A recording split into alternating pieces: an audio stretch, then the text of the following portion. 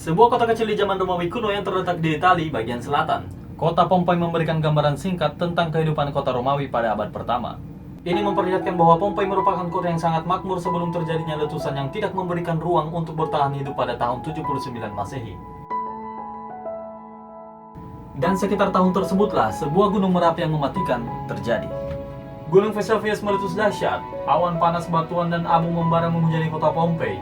Lapisan debu tebal menutupi kota ini yang berada tepat di kaki Gunung Vesuvius. Debu dari letusan Gunung Vesuvius menimbun kota Pompei dengan segala isinya, menyebabkan kota ini hilang selama 1600 tahun dan kemudian ditemukan kembali dengan tidak sengaja. Welcome to Pompei.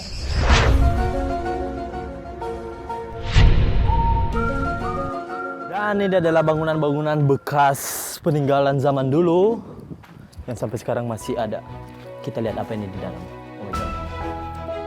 There is nothing inside. Ini Anda bisa melihat modelnya seperti apa.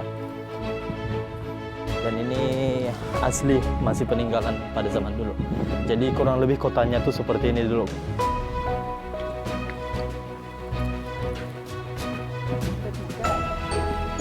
Ini kota terkaya di Italia pada zaman Kekaisaran Romawi. Jadi ya wajar aja kalau misalnya mereka punya lokasi atau tata kota, penataan rumah-rumah penduduknya itu bagus dan keren. Dan ada banyak jasad manusia yang telah diawetkan oleh abu vulkanik dengan berbagai macam pose. Pose gimana maksudnya, Bang? Ditemukan banyak sekali pasangan-pasangan yang tubuhnya terawetkan pada posisi sedang melakukan persetubuhan di mana-mana. Wah, pasti romantis banget dong.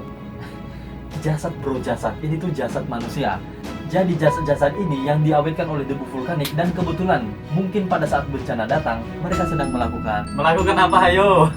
Yang melakukan pose itu. Di dalam ini adalah museum tapi kita tidak bisa masuk ke dalam. Tuh ada sebelah sini, juga ada di sebelah situ.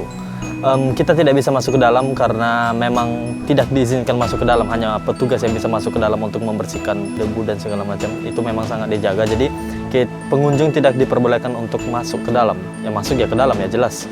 Jadi kita bisa melihat dari luar saja seperti orang-orang yang di belakang saya.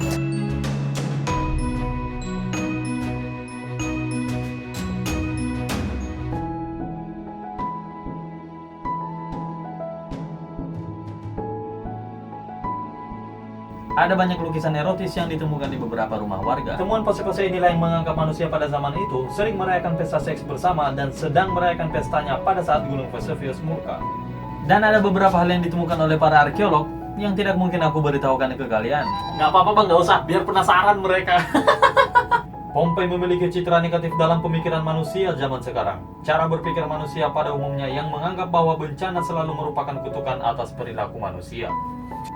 Menyikapi kejadian aneh di balik bencana Pompei, ada dua kemungkinan yang terjadi. Seseorang dengan pola pikir sekuler tentunya menganggap bencana ini adalah hanya bencana biasa saja dan kejadian alam semata. Tapi tidak sedikit juga orang yang mempunyai pola pikir agamis dan religius yang selalu mengaitkan bencana ini dengan kutukan Tuhan dan segala macam. Oh iya Bang, aku setuju itu. Makanya jangan berbuat dosa seperti itu. Mereka tuh pantas mendapatkan hal-hal yang seperti itu. Ini aku peringatkan ya, kamu jangan melakukan hal-hal yang seperti itu. Wah, jangan seperti itu. Kesel aku Bang.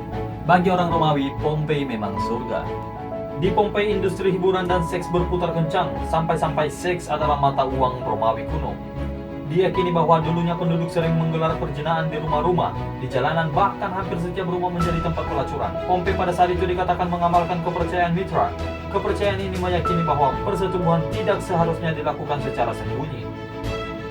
Tragedi meletusnya Gunung Vesuvius yang membenamkan kota Pompei selalu menjadi objek rasa penasaran manusia.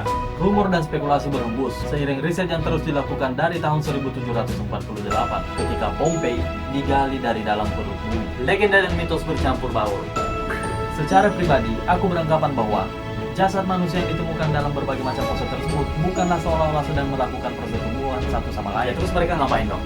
Ya mereka berusaha menyelamatkan diri, menghindar dari maut yang menghampiri mereka. Ya, tapi kan kita bisa melihat pose mereka pada saat terakhir kalinya mereka hidup di dunia. Tapi kalau menurutku, mari kita berpikir positif. Ketika ada sesuatu yang mengancam hidupmu, kamu bahkan tidak bisa melakukan pose apapun untuk menyelamatkan nyawamu. Termasuk pose yang tadi. Ya, mereka menjadi korban ketika kotanya musnah seketika ditelan awan panas yang menyapu dan mengubur Pompei di bawah abu vulkanik setebal 5 meter. Ya, tapi kan itu menurutmu, Bang. Kalau menurutku, dengan adanya bukti-bukti lain yang ditemukan di rumah warga, di setiap rumah warga, itu yang membuktikan kehidupan manusia pada zaman dulu. Atau setidaknya itu tanggapanku. Bagaimana menurut kalian? Apakah kalian setuju bahwa kota ini adalah kutukan Tuhan atau hanya sekedar bencana biasa? Beritahu aku di kolom komentar di bawah. I'm Vincent Hulu. Thanks for watching and yahoo. Belum ya. sorry. Pada saat penggalian tahun 1748 ditemukan berbagai pose erotis. Temuan ini dianggap memalukan pada saat itu. Para arkeologi menemukan palus, yaitu dekorasi yang umum sebagai lambang keberuntungan kala itu. Simbol tersebut dilukis di banyak tempat seperti rumah, jalanan, dan di pasar.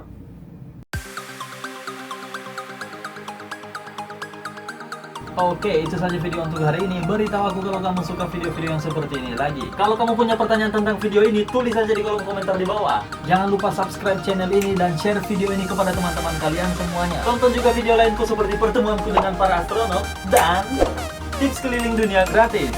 Dan masih banyak video lainnya yang seru. Follow aku di Instagram @vincenthulu. Thanks for watching and yahoo.